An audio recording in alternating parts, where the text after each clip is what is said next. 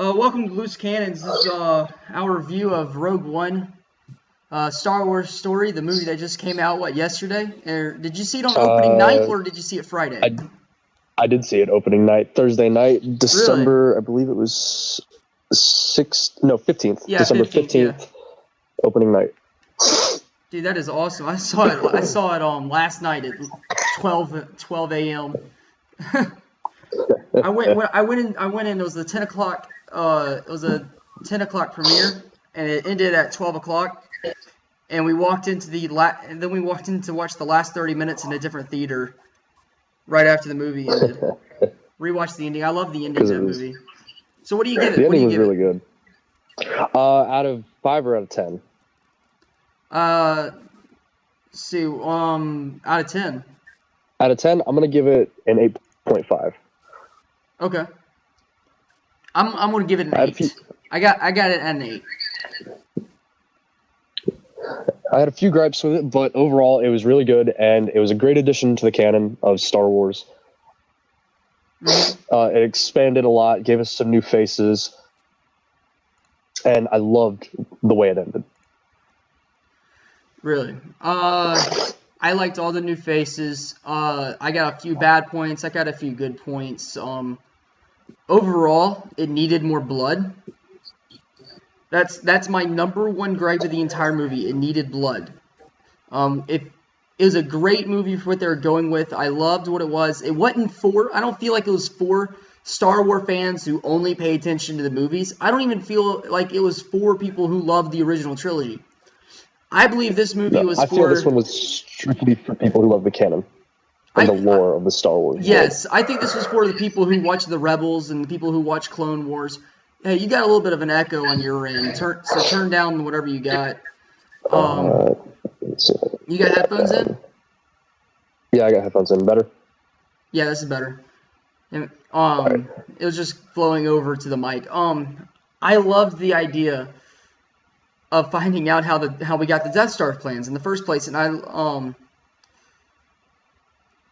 but I feel like this movie was more for people who liked Rebels, people who liked the Clone Wars. There was a Clone Wars. Did you notice the Clone Wars character in the movie? I did not. You've seen Clone Wars, right, all the way through? I saw it to about season 4, and then I dropped off. Oh, really? Well, there's a character in season 5, and in this movie, Saw Gerrera. Is a character in the Clone Wars. You know the Wasn't he the general? No, the black guy at the beginning of the movie with the armor. Oh, him. Yeah. Yeah, okay. he's from Star Wars Clone Wars. They had a 4-episode deal on him. He was a leader of a rebellion on his home planet.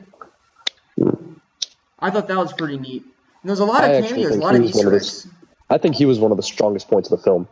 Really? I thought so. I thought that entire deal. All right, from this point on, spoilers. We tried to go spoiler free, just give you what our initial thoughts of the film were. Spoilers at this point on. They all die in the end. If you made it to this far, sorry. You should have left when I gave you the spoiler warning. But they all die in the end. But I mean, even if we didn't give the spoiler warning, people should know they all die in the end, even without seeing the movie, because of episode 4, when Leia says, "Oh, we lost a lot of lives trying to get these plans." She never said that. That was episode 6. Who said it? Episode 6. They said many Bothans died for these plans. That was for the second Death Star, not the first one. We didn't know anything about the first one. This was for the first. It was for the second. Many Bothans died. Even then, though, you can assume a lot of people are going to die. Oh yeah, those plans. It was Admiral Akbar who said it too, by the way. Oh, that's who it was. Okay. Yeah, but no, yeah, I knew a lot. I knew they weren't all going to survive, and I went in guessing they were all going to die. But I love the war movie feel of it. I love the war. I wish it was rated R. Honestly, I wish this movie was rated R. I would love to see a Star Wars rated R. Yeah, but I wouldn't want any cussing. If there was any rated R Star Wars movie, I would not want a single cuss word in it. I would want it rated R for like blood and just what war is. Sheer Yeah, just yeah. If you notice, every time a trooper was shot or anything, they're just laying on the ground. There's no blood around them. There's nothing to show that they're dead. It just looks like everyone got knocked out. That's my one point in the movie that I didn't like. And I know it wouldn't really be Star Wars that there was blood, because there wasn't really ever Star Wars with blood in Star Wars in the first place. But I would have loved to have seen people get shot and some just pools of blood around people. Actual war, show the mayhem. This was supposed to be about the grits of war. And I'm a little disappointed. I'm disappointed in how many cameos came in from the original trilogy. And a lot of people are bashing the music. I'm not really going to bash the music that much. I didn't have a problem with it. I thought it was fine. I've heard a lot of people bash the music, say it wasn't memorable. Well, my deal is I'm not really good with music in the first place. I know lines and lyrics. I don't know tunes, and I can barely sit here and hum you very many tunes at all. But it wasn't memorable. Do you know any original tune in your head from the movie? But I don't think that was the point of the movie for the music. I think it was for the war. I think, as far as this movie goes, I don't think Star Wars has always been big on music, but if you ever notice, like on the TV shows or in anything that's not a numbered episode, like episodes 1 through 7, the music isn't that prominent and it's really not that memorable. And that's always been a thing with Star Wars. So to me, I'm sure the music was good from what I remember, but it's not meant to be memorable. Not like the rest of them. Speaking of the music, though, I was very happy that they didn't do the text scroll at the beginning. I was so happy about that. So happy. I'm sitting there. The movie was coming out, and you saw Lucasfilms and stuff like that. And I'm sitting there, and I was just saying to myself, no scroll, no scroll, no scroll, no scroll, no scroll, and no scroll. And then it went straight into the movie. I know. And I was like, oh, thank God. I did like what they did, though. They did it kind of Clone Wars style, where it plays a little bit first, and then it goes Star Wars, Rogue One, and then it cuts back to the movie. Yeah, that's so different. We've never seen that before. And the comparisons with this movie to the other episodes, I think they're unfair, because this movie was not trying to be an episode. The comparisons it was trying to be an in-between tale. The comparisons that you need to be making with this film is with Rebels and Clone Wars. That's the comparisons it needs to be. That's what it was trying to be. There was a lot of callbacks to the Rebels and to the Clone Wars, like I said. This is and in the that fans of those. It succeeded. Oh, it succeeded. There are a few points I'm taking off, because unlike Ben, which you'll learn later if you watch this, or if you watch the last stream me and Ben did, he's all in on the canon. He doesn't look at a movie in the way that a movie is made. I look at a movie the way the movie's made, and I got a few points to mark off, and the way that the movie is made, and things that could have been better. And there was a little too much fan service in this movie for me. Too much fan service to the wrong people, I believe, not to the right people. Movies like this, I don't think movies like this, which they have to do this for the money, but I think movies like this one should have the fan service to the fans of the EU and fans of the expanded universe, as in the expanded canon, not just stuff that are just the movies, you know. See, I can see where you're coming from, but I kind of have a slight disagreement, specifically with this movie because of its placement. I agree. The beginning of episode 4, all those cameos. No, not all of them. Or those. All right, I'll list off the cameos I didn't like. I'll list off the cameos I didn't like. R2-D2 and C-3PO. I thought that was pointless. Okay, I can agree with that one. I liked the cameo in The Force Awakens. I didn't like it here. All right, I felt like that was forced. I felt like it was unneeded. All right. I can agree with 3PO and R2-D2. Seeing Leia's face from the front, I would mind it from the side, but not from the front. I'm gonna disagree with that one. Okay. And seeing the two dudes, the dude who got his arm cut off in the 4th movie. I don't know his name, but you know, the weird looking guy Imperial? who's wanted. Yeah, no, the guy who's wanted on 12 systems, and Obi-Wan cut off his arm because he was threatening Luke. Yeah. Seeing those two guys in the movie, didn't like that. I didn't even notice them. Really? They got a line. I didn't see them. Oh, they bumped into him, and he got a line. My And two freaking brothers kept trying to talk to me throughout the whole film. I'm like, shut up! I'm trying to watch. that sounds like how I am.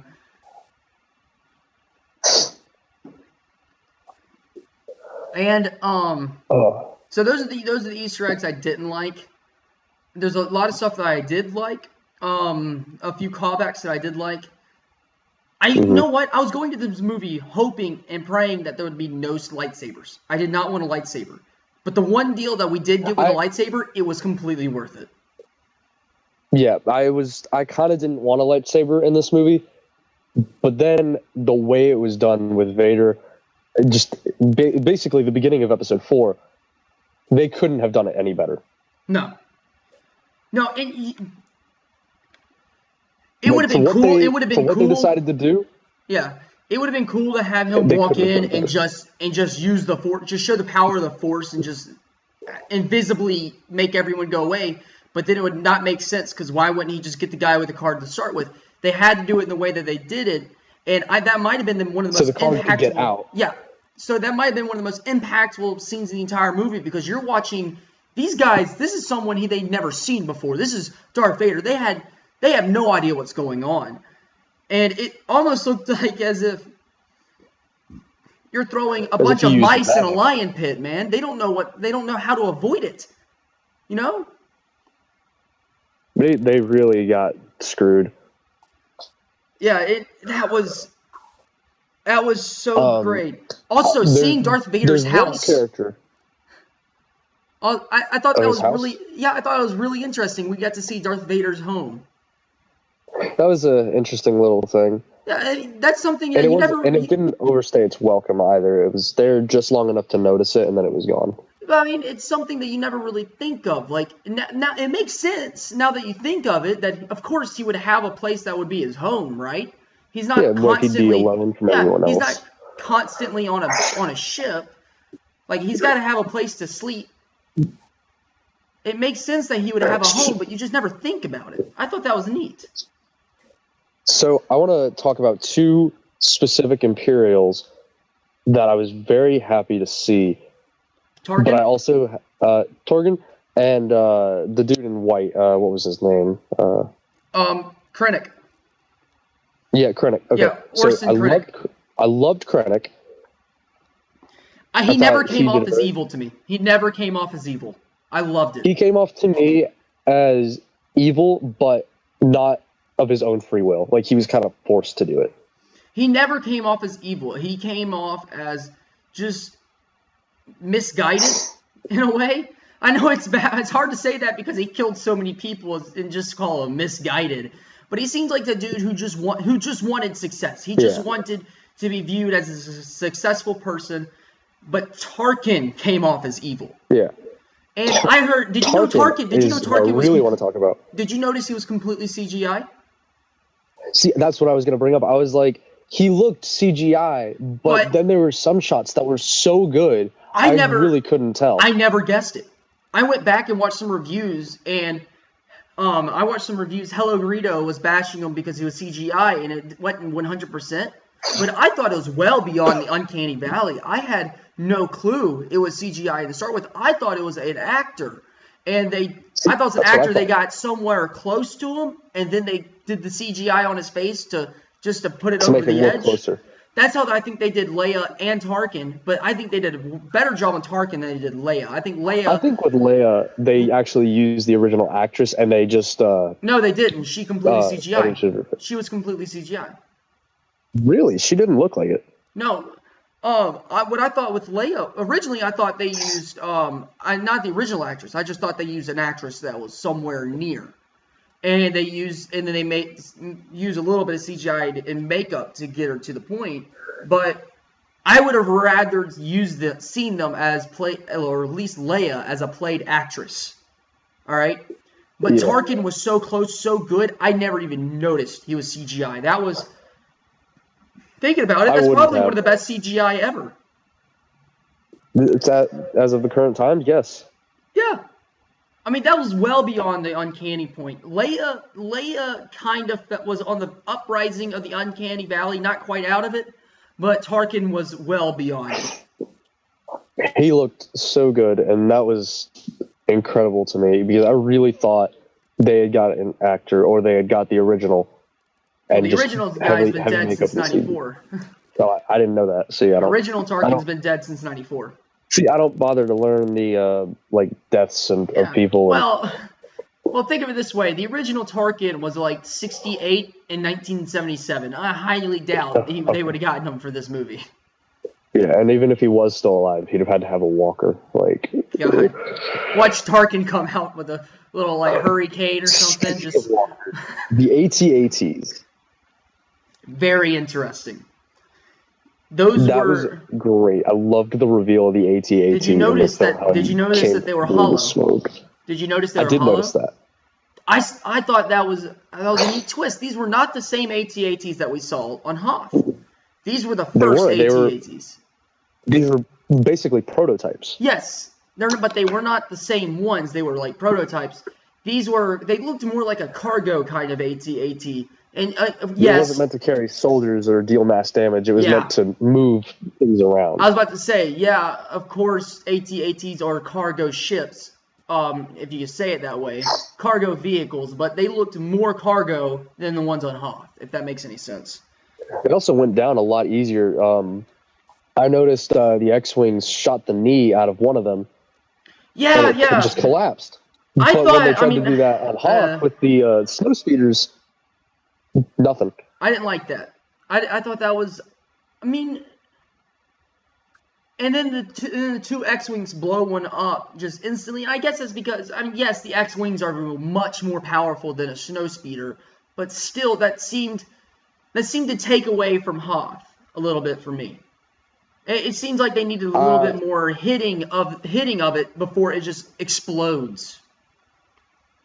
But the scene was great. The scene was great. I would disagree solely due to the fact that we know an X-Wing is infinitely stronger than a snowspeeder will ever be. As well as these specific AT-ATs were not to the same durability and strength as the ones on Hoth. Which was revealed because they were hollow, yeah. Yeah. And so they would have nowhere near the structural integrity. Therefore, they would go down so much easier, and with an X-Wing being that much stronger, it would go down in no time. I can see that. Other cameos I saw. General Syndulla. Hera? Yes. Did you notice Hera was mentioned from the Rebels series? I noticed that Hera was mentioned, but I didn't really think anything of it because I haven't watched that much of Rebels yet. And Yavin, when they were on Yavin and they were dispatching the people to when they were dispatching everybody to Scarif, they mentioned General Syndulla, and then later on we saw the Ghost ship. So we know the Ghost crew was there at Scarif. It'll be interesting if they make that into an episode of Rebels. That would be interesting. I really need to catch up on Rebels, though. You do. We need to do a review series on it. Definitely. It's getting really good. It's getting really good, Rebels. But there's one thing above all else that this movie did that I wish every other Star Wars film or any piece of media would do. What? When we go to a new planet, it says what it is. Thank you. Yes, I was so happy they did that. I was like, thank you. This makes life so easy. Although they never said which planet Vader's home was. Was that Mustafar? I don't think it was Mustafar. It didn't. I'd have to rewatch it. It had the lava planet of Mustafar, but it never came off as Mustafar to me. But Mustafar's not the only lava planet. I know, but it would make sense. They have a whole galaxy. Yeah, but I've already heard people referring to it as Mustafar, but it didn't come off as Mustafar to me. I hope it's not. You know me, I don't like things connected. I don't like everything connected. You don't like everything connected, whereas I'm kind of, and Ben likes everything connected. Yeah. And I'm kind of in the awkward middle ground. Yeah. Well, to everyone who thought that, everybody who thought Jen would be Rey's mom, well, screw you guys, she's dead. Yeah, I was like, that was actually something when at the very beginning of the film, I was really concerned. I was like, I hope this doesn't tie into episode 7. God, yeah, I agree. I was like, oh, please don't be the origin story of Rey. That would ruin it all. Mm-hmm. Also, another thing, too many head cradles, too many last word dying breaths in this damn movie. Oh my God, yes, so many people got a last breath, and I was like, no, enough. Look, you know what I loved about you know why I loved the scene with Vader? You know why I loved the scene on the beaches? It's because the rebels were dying like dogs, alright? These are rebels. This is war. In war, you die like a dog. You don't get a last breath in war. Alright? That's why I wanted more blood. And the fact that Chirrut got himself a last word, I thought that was so cheesy. I didn't mind Galen getting a last word, but Chirrut getting one. No, Galen deserved the last word. Yeah, but Chirrut, I thought it would be way more impactful if Baze watched Chirrut, and they're two best friends, they're best friends with each other, and he just watched his best friend die like a fucking dog. I would have loved that. Instead of having him get a last word and inspire him to on a suicide run, I would rather see Baze watch his best friend die like a dog. Can't get to him. And then see the ship explode and know that everything is lost. Turn around and say the force is with me and I am with it, or whatever he was saying, and then go off. I loved that. I would have loved that. That was also one of my favorite things from the entire film. Was just every time he had to do something, he was like, I'm with the force is with me. Yes, that's what it was. I loved it because it really showed that this is a time when the force no one knew how the force low worked. Point. No one, like, all the Jedi are dead, basically. Yeah.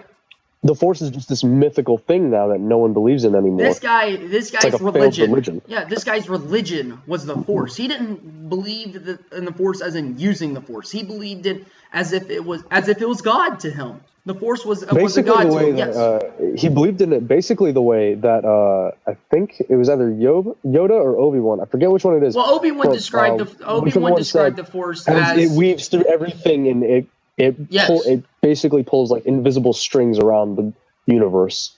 And I loved that. And he was just a guy who just believed that the force was happening. Honestly, I don't think it was helping him that much. I think a lot of it was luck. And I get to that because you never heard the force's theme when he was using it. When he was quote unquote using it. Of course, when he shot down the TIE fighter, I believe that, but I don't believe it was helping him as much as he thought the Force was helping him. A lot of stuff that he assumed was the Force was just coincidence in other people. I thought that was very clever. Because we did hear what the Force sounds like. When Darth Vader was using the Force, we heard it. In Episode 7, when Rey used the Force, we heard it. We never heard it with this guy. I love that. It showed that he was not a Force user. He is not a Force user. He was very in tune with the world around him. Yes. Yes. Also, way, him shooting down that fighter. No, they can't. Also, him shooting down that TIE fighter. Good shot. Too much. Too much for me. I wouldn't have minded if he hit it, but that one gun taking down a TIE fighter, a little too much. I don't know. TIE fighters aren't that strong. They're not, and he just so happened to hit it in his weakest point. But they're built for speed, and I would have rather seen him hit it and it veer off to the right than he hit it and it explodes. Because later on, he shot people with that gun, and if that gun is powered enough to take down a vehicle, that gun should also be powerful enough to explode somebody. And he hit people with the gun; they just fell over like any other blaster. Well, then we also have to take into account, though, the fact that that TIE fighter had probably already been hit a few times. Could be. What's your main thing against the movie right now? My main problem with the movie, I had two major problems with the whole film. One, they had way too many characters that they didn't say their names to. It was like, Yes. oh yeah, this is their name, and we're only going to say it once, maybe twice. All right, hey, just a That little was a big challenge. problem for me. Little challenge. Can you name off everybody in the Rogue One crew? Hell no. I don't know. I can't remember any of their names. I remember like SC something was the robot. K2SC. The Imperial. Yeah, K2SC. I remember they got an Imperial pilot who betrayed the Empire. I don't remember his name. That was a big problem with me. They said his name like once, and then they referred to him for the rest of the film as the Imperial pilot or that pilot. Yeah, I agree with that. His name was Bondi. Bondi. Yeah. Also, I wish he was a little bit more crazy. Remember Saul he said that this thing will make you lose your mind. This thing makes men lose their minds. He never came off as he had lost his mind. He came off as he was scared and he was scared, confused, and out of his element. He never came off as a crazy guy who happens to know the information. Like he did at first when he was like, I'm the Imperial pilot. I'm the Imperial. I wish I had that more. It's like, I'm the Imperial pilot. I kind of wish he'd have kept that all the way through. Yeah, all right. So here's the entire crew. A little longer. Here's the entire crew. Cassian Andor is Cassian Andor, he's the main the Spanish guy. Jalen Erso, obviously main character. Chirrut, the blind guy, K2SO. Baze, the blind guy's best friend, which I never heard his name mentioned at all. I'm sure they probably said it once. They had to have. Also, I did love that character, but I wish we got to heard more of his background. Yeah. Rue Scott, that's the guy, that was remember when they split up into 3 teams? You had Bondi in the ship, you had Jen and Cassian in the base with K2SO. Rue Scott was the guy on the ground with the Rogue One crew on the ground. Mm-hmm. Remember, they had the commander on the ground, one of the members on the team. They showed it to him, but I never got his name, and it honestly confused me a little bit because I didn't know who the guy was. Yeah, there was a lot of people, especially when after the council met and they said they will not be attacking the base for the plans. And just suddenly, like, 10 people show up, and you have no idea who they are, but all of them get a decent amount of screen time. Yeah. Pal, a little alien dude. I'll show you the picture of it here. Wait, I got to pull you back up. Share screen again. You see my screen? Not at the moment. Give it a second to... All right.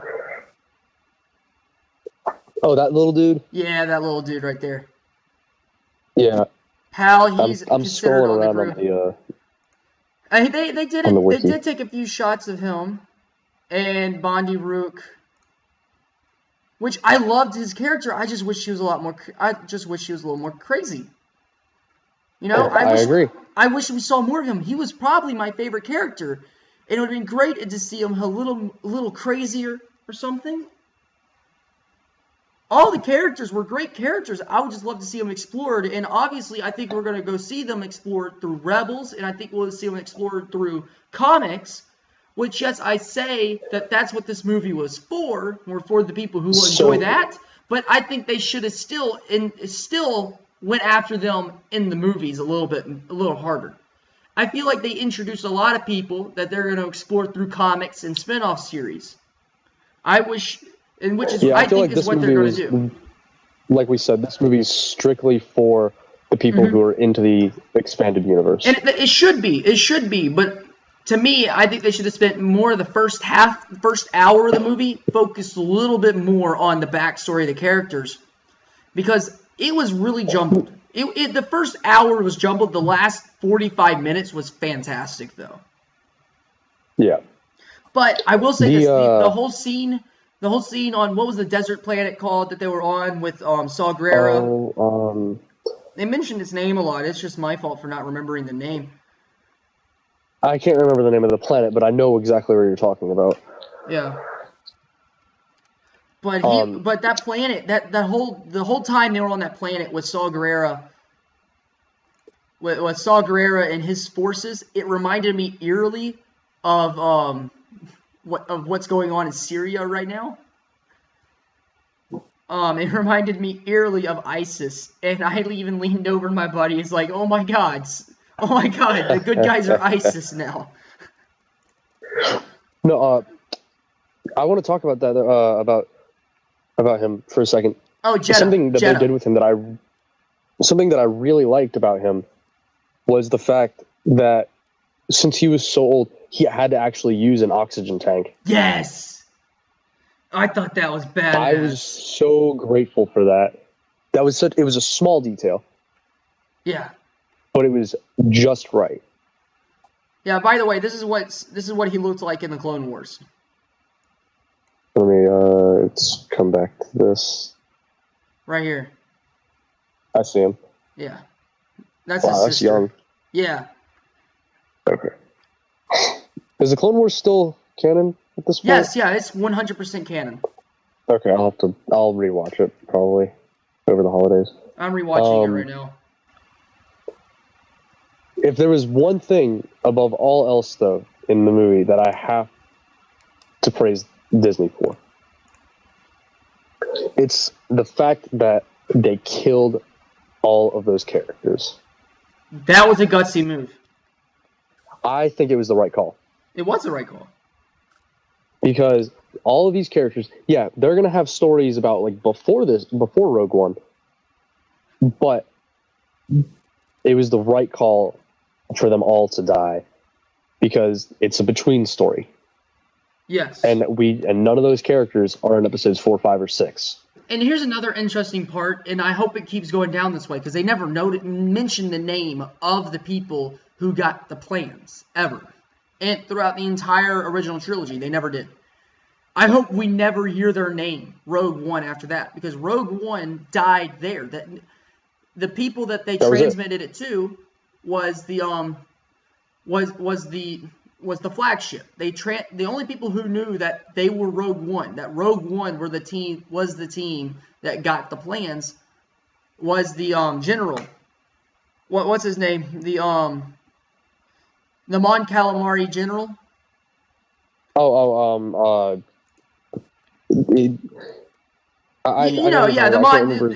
Mon Calamari general. I forgot his name. Of course, that's one of my bad points of the movie. They didn't do well with names. No one remembers any of the names of anybody in the movie.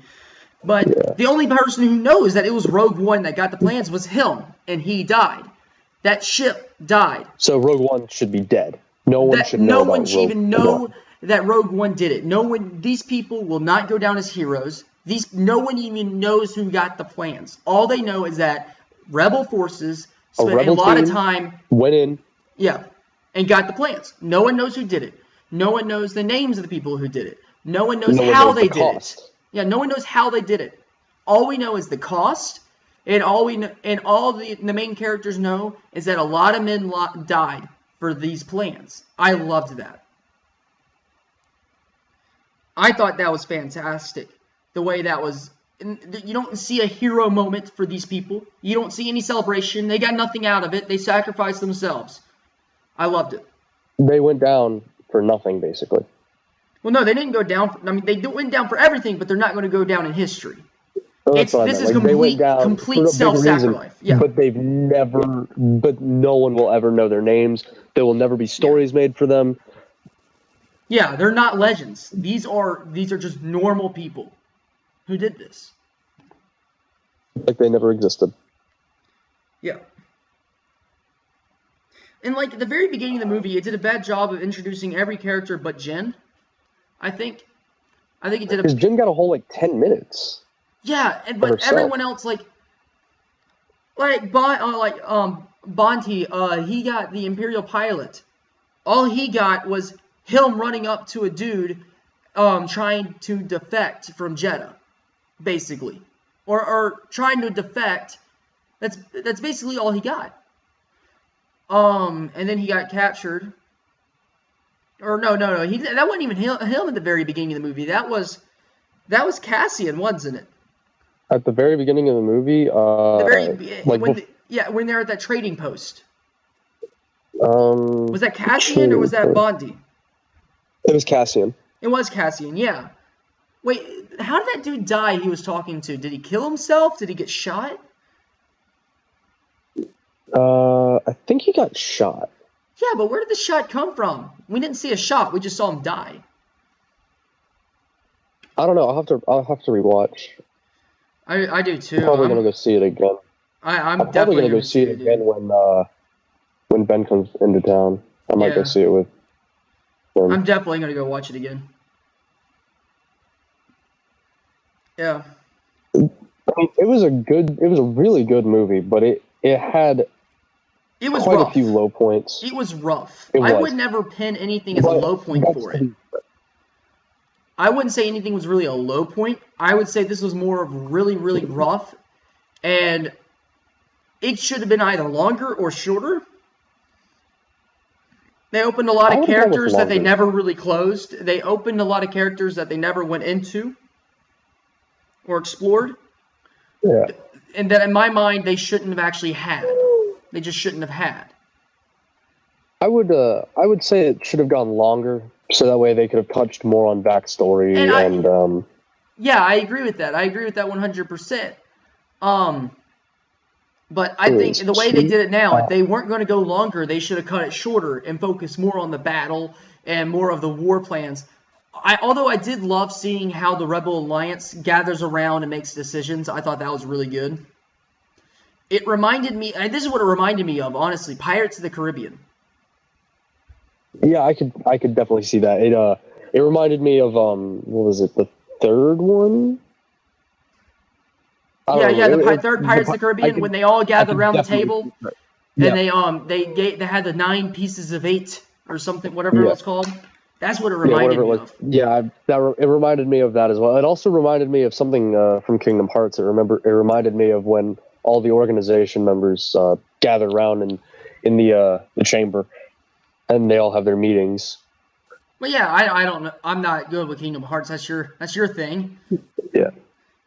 But yeah, that's what it reminded me of. I thought it was really cool to see these people arguing. And that one dude even said, it's over. One guy said, it's over. We might as well just surrender. And I thought that was really clever. Like, we got to remember, these rebels have never won. That was their first victory. Up until this point, they had never won a battle. It was stated in canon that they had never won a battle. This was their first victory. And what a victory it was. It really was. Also, I love jumping to hyperspace, and then the ship, and then the Imperial cruiser shows up, and they crash into the Imperial cruiser. I thought that was awesome.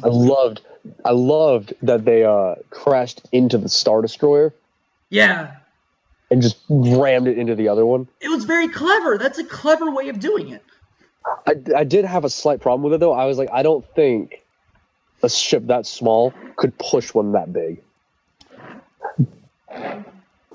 But then again, I don't know all the specs and stuff. Well, first off, you're in space, and that cruiser's engines were off.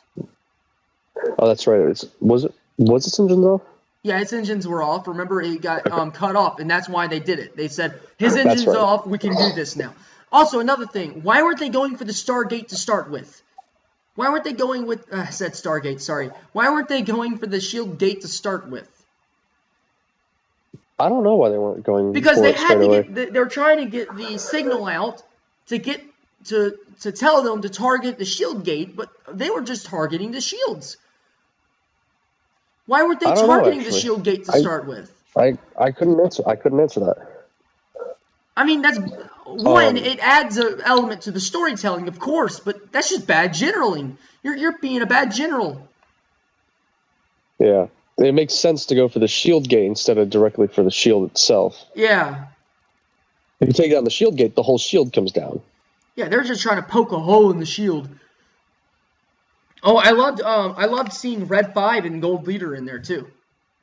Oh my God, yes, and Blue Leader. Yes. Just all of it. I was so excited when they all showed up. I was like, yes, thank you. And it made sense. It made sense for them to show up because these were the leader pilots. They had to have been in it.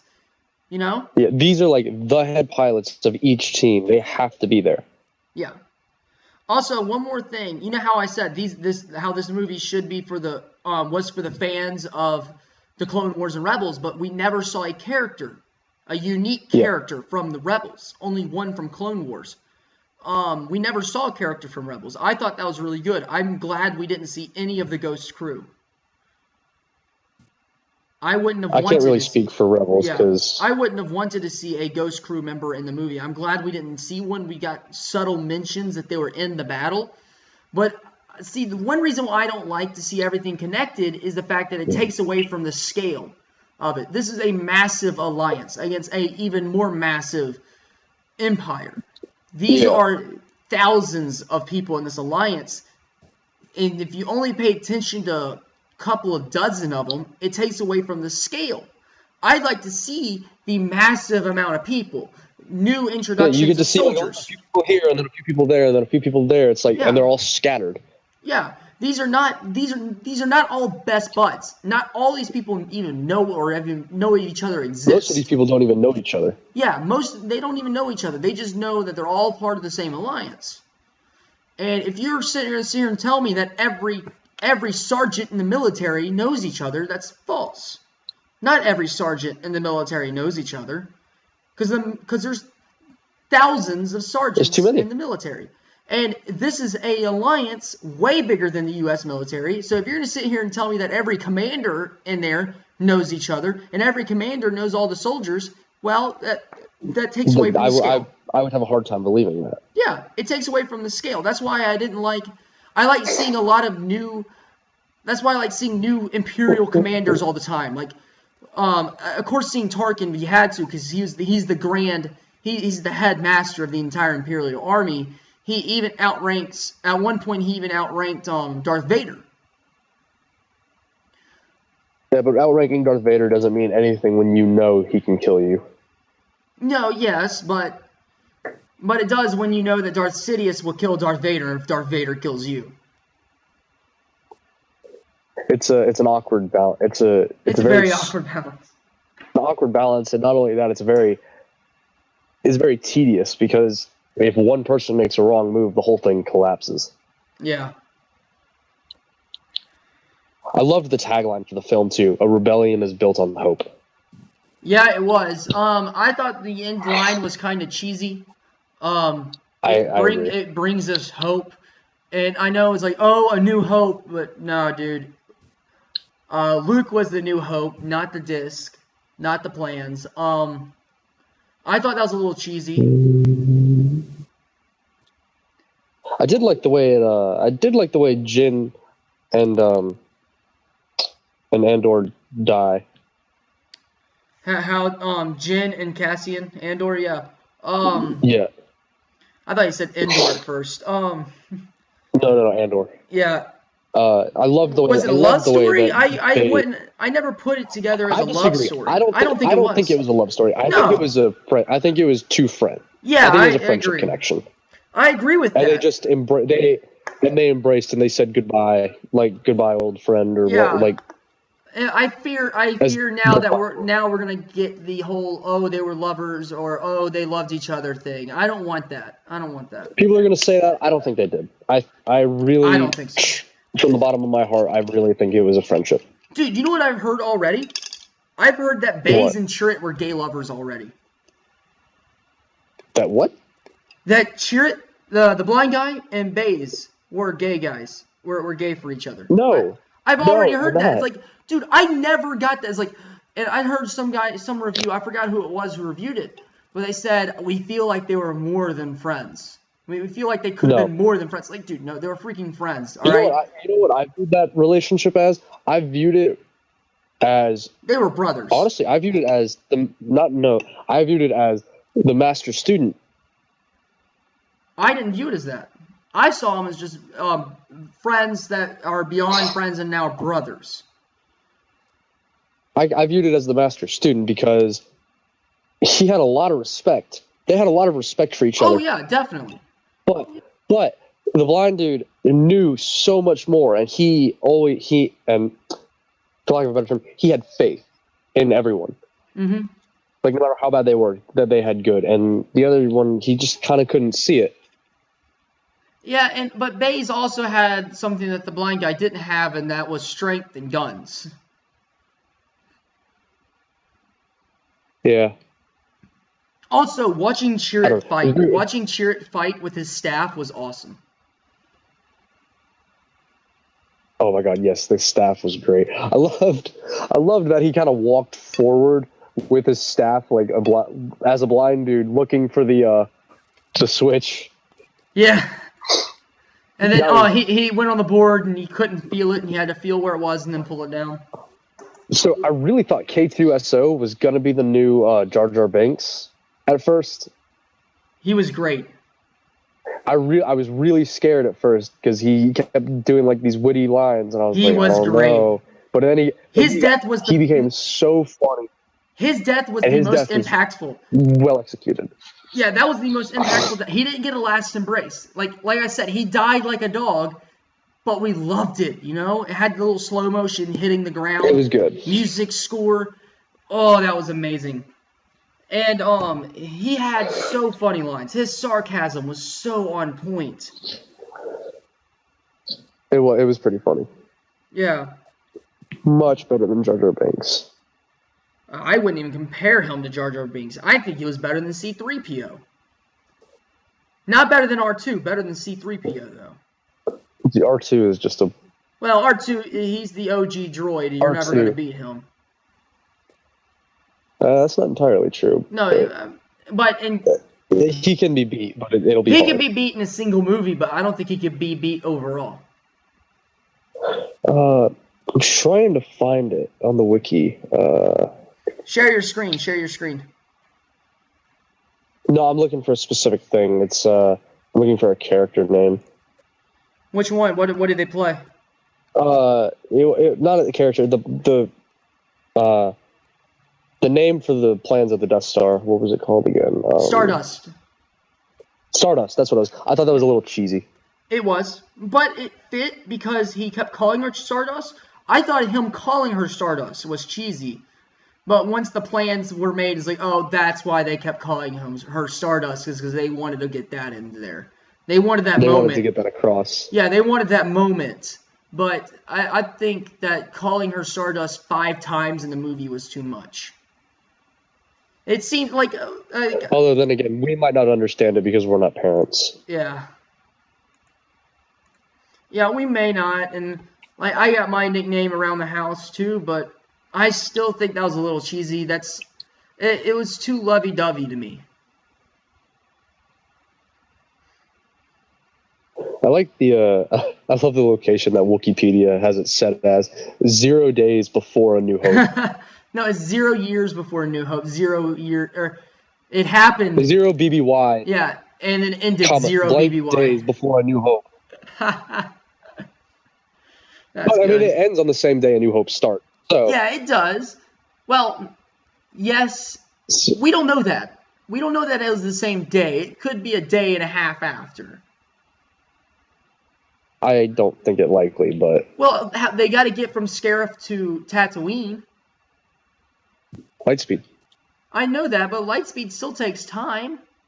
It doesn't take that long, though. It takes a couple of hours. To get from Scarif to Tatooine? It'll take a few hours, but I don't think it'll take a whole day. Because when... Ben just called me, by the way. Ben's calling? Yeah, Ben just called me. No, because... I don't know. He probably called me as well. Let me check my phone.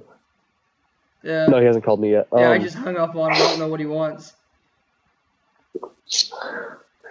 But to get from Scarif to Tatooine, I don't think it would take that long. Let me go Scarif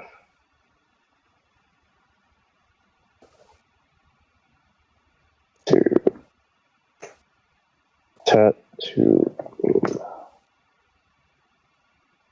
Hey, share your screen. Share your screen so the fans can see. Okay. To do that, the little double 3-dot thing, and you click share screen. Share screen. All right. Okay. Can you see my screen still? It'll pop up in a sec.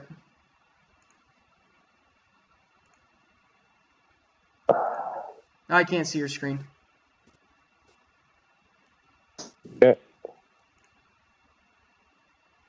Oh well, where are you? Where are you trying to get to? Oh, here we go. I got it. Oh, yep, I see it. Okay. Is it working now? Yeah, it's working. Wikipedia. I'm looking up Scarif first. I'm trying to find its location versus Tatooine's. Secluded in a tropical planet in the outer rim used by the Galactic Empire to house construction in the first place. That would make sense because Tatooine's also in the outer rim. Yeah, Tatooine's also in the outer rim. We'll just double check that. Shit. Come on, Wikipedia, help me out here. I don't know how to spell. So do you think? I know you don't pay attention to Rebels, but I'm gonna pin this out to you. Do you think the Battle of Scarif will be the end of Rebels also? Will be the end of the Ghost Crew? Is Rebels supposed to end before New Hope? No one specified. It just takes place currently in the season 3. I think it's a year out from New Hope. But I bet you. Well, assuming it ends very soon, I would think it would end actually before Rogue One. Scarif. Okay. I would think it'd be cool to see them in Scarif, like never really, and just be called in to help Rogue One, never interact with Rogue One whatsoever, never interact with the crew, but be in the battle in the sky, because we did see their ship in the sky battle. Tatooine was a sparsely inhabited desert planet located in the galaxy's outer rim territories. Hey, yeah, they're both in the outer rim, yeah, so they're not too far from each other. What do you want me to click on? Or click on outer rim territory, see if we can find a map. A map of it? Yeah. See if we can get an idea of Scarif to Tatooine and how far that is.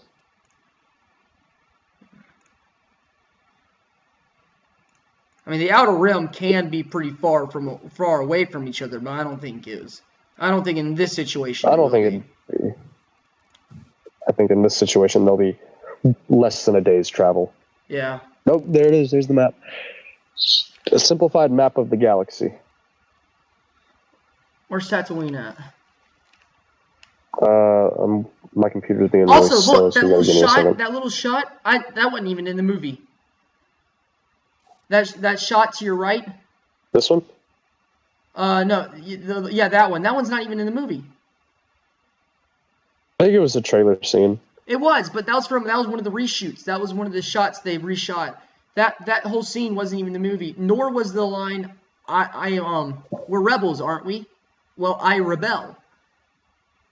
That line from the original trailer wasn't even in the movie. I liked that. Because I hated that line. So there's the inner rim, the core, the colonies, the expansion of regions, the mid rim. Here's the outer rim. There's Dagobah. Naboo. Hoth is to your left. Yeah, there's Tatooine. I would imagine. Tatooine, and way over here is Hoth. I would imagine it'd be somewhere around here. Yeah, that's where I'm thinking. Right in this area. I'm circling near Bothwell. Yeah, I'm circling above your little cursor. You can't see it, but the people viewing the stream can. I think it'll be about right here. That's what would make sense to me. I mean, that doesn't look like it'd be too far, because I mean, to get from where's Hoth? It's to your left. Left. It should be to your left. Over. See the two planets right next to each other. I can't see what they say because it's so. I see Endor. Yeah, it's to the left of Endor. Here, it should be right around Endor. there. Yeah, it should be somewhere around there. Hoth is. Oh, here it is. Here's Hoth. Yeah. Luke got from Hoth to Dagobah in about a day. Yeah, so yeah, I can see it taking about a day. So if Scarif is about here, and this is Tatooine, and what does that say? Oh, Geonosis. Yeah, Geonosis. What the fuck? Geonosis, is that what it says? I can't read it from here. If Scarif is about there, then that easily less than a day. Mm-hmm. To go from here to here. The environment of Scarif, though, the beaches, it was so good because it reminded me so much of D-Day. It did. Also, did you ever notice when they were in the jungle, the soldiers looked more like modern soldiers, like modern U.S. soldiers? And then when they were on the beaches, they looked like World War II soldiers. I also noticed one thing just because I used to live in Florida, so yeah, it really reminded me of when I lived in Florida. It was like, oh look, there's a. All right, I'm gonna stop sharing now. All right, but another good thing about it. Did you notice the death sticks in his helmet, in one of the soldiers' helmets? He had cigarettes. Yeah, he had death sticks in his helmet. 2 of them. What a fantastic, yeah. Yeah. I guess that's what happens when you smoke death sticks. But shut up. I thought it was fantastic. That was just a great little detail. Like, these are actual soldiers. None of their uniforms were exactly the same. I mean, these were the actual soldiers on the ground. These are guys who were going to fight and die, you know? Oh, I loved on the Death Star and for the Rebels that they put on the original outfits. Yes. All right, I felt like Darth Vader's helmet was a little off to me. I didn't think so. The first few times you see him, I felt like where it connects to the cape, where his helmet's on the cape, right there, it kept distracting me. I don't know, I can't pin anything on it. It just felt just a tad bit off. I'll have to pay attention to that next time. But Vader was done good. James Earl Jones came back. Yes. Yeah, that was good.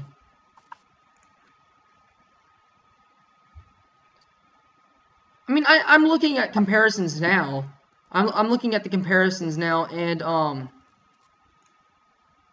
I guess going back, it's not that bad, but for some reason, it just felt just a tad bit off. Strange.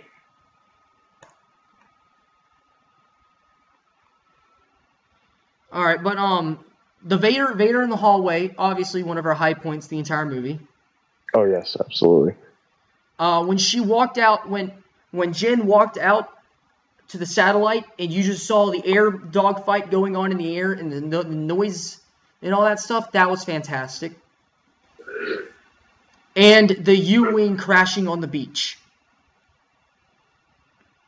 Yes. Like everything that happened on Scarif for like the last 45 minutes. The last 45 minutes is probably one of the best battle scenes I've ever seen. My only point in the entire 45 minutes is it needed more blood. To be a more realistic war scene, it needed blood. That's my only thing against it. Other than that, it was beautiful. Because again, the only time, at least that I can recall, that we've ever seen blood is at the beginning of episode 7.